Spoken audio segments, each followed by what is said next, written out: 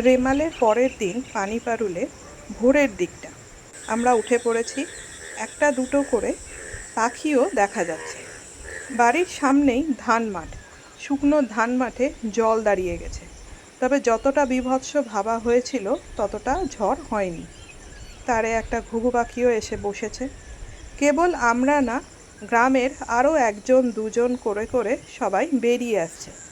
এই সময় অনেক কিছুই পাওয়া যায়। আমার ছোট মেয়েকে মা তুলে এনেছে, তার এখনো ঘুম যায়নি, সে সকাল 10টা 10:30টায় ওঠে। আমার যা একটা কই মাছ পেয়েছে, সমানে ব্যাঙ ডাকছে, সব সোনা ব্যাঙ। এর আগে আমি সোনা ব্যাঙ দেখিনি, এই প্রথম সোনা ব্যাঙ দেখতে পাবো। চারিদিকটা মেঘলা হয়ে আছে, মনে হচ্ছে এক্ষুনি বৃষ্টি নামবে। আমরা পরিবারের অনেকেই বেরিয়ে পড়েছি, সবাই এই মুহূর্তে মাঠেই আছি। সমানে ব্যাঙ ডাকছে, এই হলো সোনা ব্যাঙ। কাছে যাওয়াই যাচ্ছে না, গেলেই লাফ মারছে। এরকম অনেক সোনা ব্যাঙ দেখেছি, তবে এটাকেই তোলা গেছে। আরও আছে, এই গাছের গোড়াগুলোর দিকে আরও অনেকগুলো ব্যাঙই আছে। এই যেখানে একটা আছে, কাছে গেলেই লাফিয়ে পালাচ্ছে। বেশ বড় সাইজের ব্যাঙ।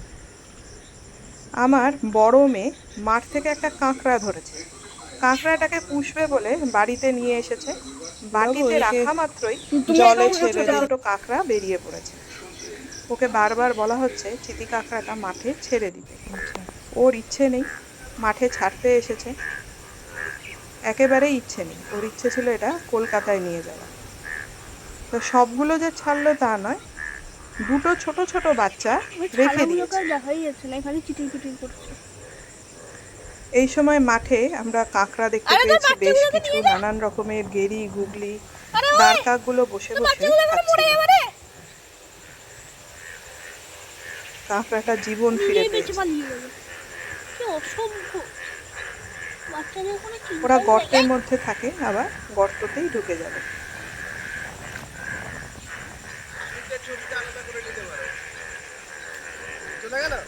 এই তো এখানে এদিক ওদিক ঘুরে বেড়াচ্ছে, ঠিক বুঝতে পারছে না। আমরা সব দাঁড়িয়ে আছি আশেপাশে। করার জন্য এসেছিল, ওরা আনন্দে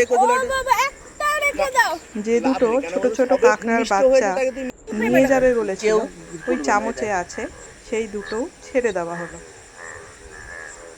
থাক থাক, চল ওকে ওকে ওর মতো থাকতে দাও।